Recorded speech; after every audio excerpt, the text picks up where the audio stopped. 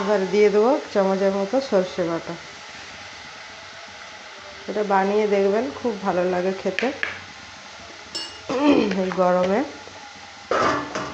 খুবই হেলদি একটা খাবার।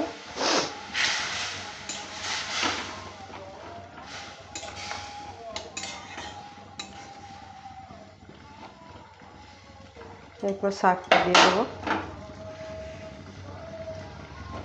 এগুলো সব ধোয়াই আছে ভালো করে।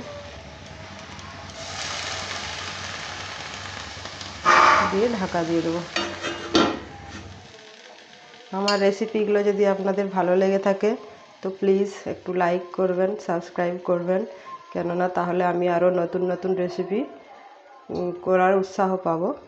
যদি আপনারা পছন্দ করেন দেখতে, আমাকে ভালোবাসা দেন।